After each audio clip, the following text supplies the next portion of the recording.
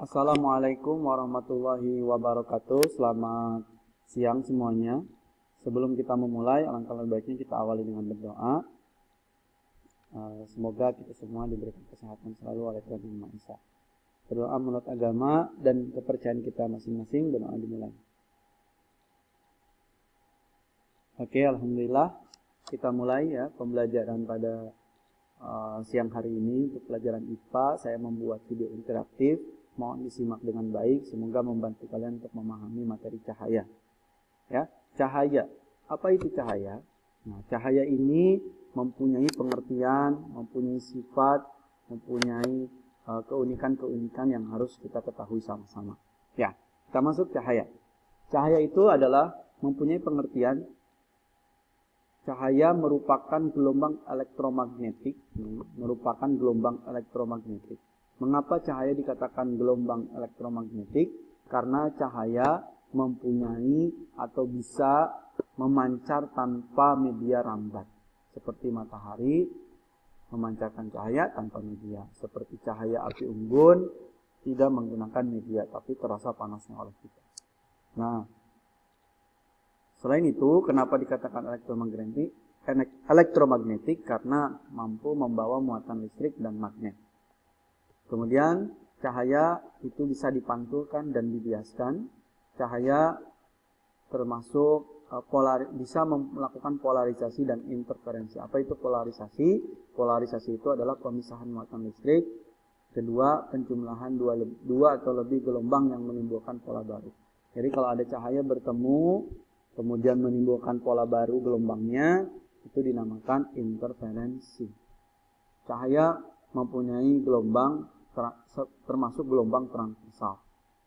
Gelombang transversal itu seperti apa sih gambarnya? Bisa kalian lihat di internet bentuk gelombang transversal seperti apa. Yang keempat, cahaya itu merupakan radiasi atau memancar tanpa media rambat tadi. Dan cahaya bukan zat, tapi dia adalah sebuah energi yang bisa memancarkan atau bisa menimbulkan muatan listrik dan magnet tadi. Dan cahaya mempunyai nilai rambat di ruang hampa itu 300 juta meter per second. Dan dia bisa merambat hanya di ruang hampa saja. Ya, di ruang hampa. Nah, yang dimaksud cahaya adalah itu. Kedua, hukum pemantulan cahaya. Hukum pemantulan cahaya adalah menurut Berzelius, ketika sinar datang, nah ini disimbolkan I pada titik garis normal, dia akan menimbulkan sinar pantul disimbolkan dengan R. Nah, ini nilainya sama besar. Sinar pantul dengan sinar datang itu nilainya sama besar pada bidang datar. Ya, itu namanya hukum pemantulan cahaya. Begini, sinar datang dan sinar pantul nilainya sama besar. Dan macam-macam pemantulan cahaya itu ada dua, ada yang teratur, ada yang tidak teratur atau baur. Apa itu yang teratur? Berarti pemantulannya sama arahnya teratur. Kalau yang tidak teratur, berarti pantulan dan arahnya tidak teratur. Kenapa bisa terjadi seperti itu? Karena medianya. Kalau yang teratur medianya, pasti pantulan dan arahnya teratur. Tapi kalau tidak teratur, pantulannya dan arahnya pun tidak teratur. Ya, jadi karena sifat medianya itu harus tidak teksturnya lembut, licin, mengkilap, dan itu akan menghasilkan pantulan dan arah pantulan cahaya yang teratur seperti itu.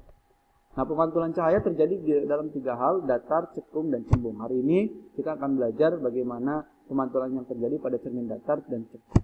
Ya, kita lihat sama-sama cermin datar. Cermin datar itu hasilnya sangat teratur dan sifat bayangannya, bayangan dan benda sama besar. Ya, kalau kamu bercermin di depan cermin datar, pasti bayangan dan bendanya sama besar. Coba kamu ngaca sekarang, itu pasti sama. Yang kedua, jarak bayangan dan benda itu sama juga. Kalau kamu berdiri jaraknya dengan cermin 10 meter, bayangannya pun sama jaraknya 10 meter. Bayangan dan benda tertukar posisinya. Maksud tertukar itu ketika kamu menghadap ke cermin, pasti yang kanan jadi kiri. Coba deh lihat tangan kamu. Tangan kamu ketika menghadap cermin datar, pasti kamu akan seperti berubah posisi, tertukar posisinya jadi tangan kiri jadi tangan kanan. Dan yang keempat, bayangannya semua atau tidak bisa ditangkap, maka dikatakan maya. Ya, bayangannya tidak nyata atau maya. Itu cermin datar. Yang kedua cermin cekung. Cermin cekung itu sinarnya datang sejajar sesumbu utama dipantulkan melalui titik fokus. Dan yang kedua, sinar datang melalui titik fokus, dipantulkan melalui sumbu utama. Yang ketiga, sinar datang menuju titik fokus atau titik pusat, dipantulkan kembali ke titik pusat. Nah, kita lihat gambarnya. Lihat, saya akan jelaskan, mohon perhatikan. Ini sinar datang, ya, ini sinar datang sejajar dengan sumbu utama. Ini sumbu utamanya, ya. Dan dia dipantulkan, nih dipantulkan sinar pantulnya ini melalui titik fokus, ya, paham ya? Sinar datang sejajar dengan sumbu utama dipantulkan melalui titik fokus. Yang kedua, sinar datang melalui titik fokus dipantulkan melalui sumbu utama atau sejajar dengan sumbu utama. Ini lihat sinar pantul, sumbu utama sejajar kan? Yang ketiga, sinar datang menuju titik pusat. Ini lihat, ini titik pusat. Dipantulkan kembali ke titik pusat. Nah, itu adalah terjadinya pemantulan cahaya pada cermin cekung. Untuk lebih pahamnya, kita akan melukiskan bayangannya dulu. Nah, kita lihat ya. Ini bayangan yang terjadi pada ruang cermin ketika melakukan perlakuan. Ada 4 kemungkinan. Ya. Yang pertama, lihat. R itu keterangannya adalah ruang. Nah, ruang 3 dan ruang 2 ceritanya ini ruang 3 itu benda. Ruang 2 itu bayangan. Nah, ini ruang 3 nih. Ceritanya kamu naruh benda HP, contoh HP di sini kamu taruh. Nah, itu bayangannya ada di R2, ada ruang 2. Maka hasil bayangannya apa? Nyata terbalik diperkecil. Kalau contoh Kanaya naruh HP di ruang 3. Terus bayangannya ada di ruang 2. Maka hasil bayangannya apa? Nyata. Nyata itu berarti terlihat. Terbalik tapi diperkecil. Ya, bayangannya diperkecil. Nyata terbalik tapi diperkecil. Kalau seandainya bendanya ada di ruang 2, kebalikan dari sebelumnya nih, dari warna merah, ini warna hijau nih. Kalau bendanya ada di ruang 2, bayangannya ada di ruang 3, maka nyata terbalik tapi diperbesar. Itu perbedaan antara yang merah dengan yang hijau. R2-nya, bendanya yang dibaliknya, bendanya di dalam nih di ruang R2. Tapi bayangannya di R3, maka nyata terbalik diperbesar. Nah, kalau yang ketiga nih, yang warna ungu, kalau bendanya ada di R1, bayangannya ada di R4, maka hasil bayangannya maya tegak diperbesar. Kalau bendanya ada di R1, bayangannya ada di R4, maka hasilnya maya tegak diperbesar.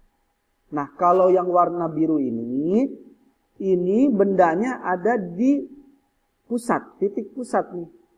Titik pusat. Ya, bayangannya juga ada di titik pusat, bayangannya ada di titik pusat. Jadi sama-sama ada di titik pusat. Maka dia nyata terbalik dan sama besar. Jadi antara benda dan bayangan itu sama besar. Karena semuanya, benda dan bayangan ada di titik pusat. Nah, seperti itu ya. Itu saja yang bisa Pak Wahmi jelaskan. Semoga kalian memahami dengan video singkat ini. Dan tentunya kalian perlu dicatat di buku masing-masing. Nah, sebelumnya kita akan lanjutkan dengan simulasi menggunakan media flash. Oke.